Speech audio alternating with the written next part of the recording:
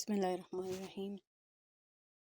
2.4 quick check 2.4 इसमें जी बताना है कि ऑर्बिटल रिप्रेजेंट क्या करता है according to the wave mechanical model of atom.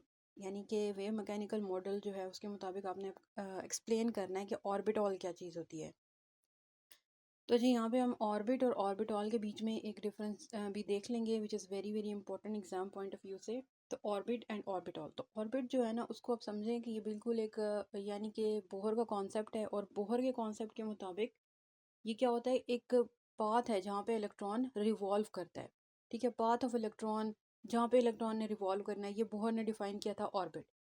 अच्छा, ऑर्बिटॉल क्या होगा? ऑर्बिटॉल होगा आपका प्रोबेबिलिटी, यानी कितना परसेंट चांस है, प्रोबेबिलिटी ऑफ फाइंडिंग इलेक्ट्रॉन। जहाँ पे आपने इलेक्ट्रॉन फाइंड करना है, जहाँ पे इलेक्ट्रॉन पाया जाएगा, उधर उसके होने का चांस कितना है, इसको आपने प्रोबेबिलिटी डिफाइन करना है। ठीक है, एक आपका रास्ता है और एक वहाँ हम क्लाउड करके डॉटेड ड्रॉ करते हैं। ऑर्बिट आपका 2D होता है, 2 डायमेंशनल होता है।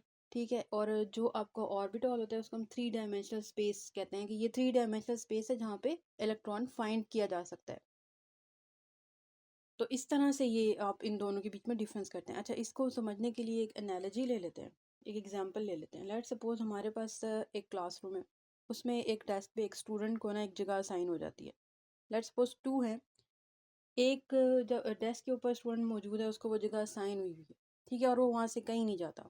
टीचर्स डे के हम मानते हैं कि भाई ये जो जगह इसको असाइन हुई हुई है ये यहीं पे होगा, जो जहाँ पे वो बैठा हुआ होगा उसको आपने क्या कह देना है, ऑर्बिट। यानी वो अपने डेस्क पे ऑल टाइम मौजूद है तो इसको हम ऑर्बिट कहेंगे। इलेक्ट्रॉन अपनी जगह पे ऑल टाइम मौजूद है, ये ऑर्बिट है।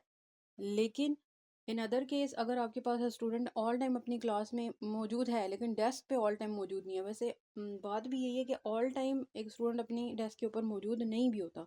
ठीक है, तो इसको हम कह देंगे कि भाई probability of finding a student अपने डेस्क के ऊपर कितनी है उसकी, ये चीज़ आपकी हो जाएगी ऑर्बिटल।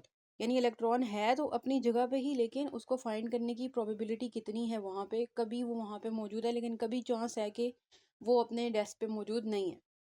अच्छा जी, इसको ज़रा हम इस तरह देख लेते हैं कि आपका जो ऑर्बिटल है इसको फिर हम डिफ़ाइन कर लेते हैं कि ऑर्बिटल जो है ना इसको आप डिफ़ाइन करेंगे कि 3 डायमेंशनल स्पेस होती है अराउंड द न्यूक्लियस, जहाँ पे प्रोबेबिलिटी ऑफ फाइंडिंग इलेक्ट्रॉन हमेशा मैक्सिमम होगी ग्रेटर दैन 90 डिग्री, यानी इतनी ज़्यादा।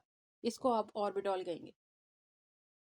अच्छा जी, दूसरा जो क्वेश्चन है उसमें पी ऑर्बिटल के आपने बताने हैं मैग्नेटिक क्वांटम नंबर। अच्छा, एल की वैल्यू 1 होती है ना जब पी ऑर्बिटल होता है, तो azimuthal quantum number is equal to 1। और इसकी 1 वैल्यू का मतलब ये है कि एम की वैल्यू क्या हो जाएंगी 3, यानी -L 0, और ये कंटिन्यू करता है टूवर्ड्स +L।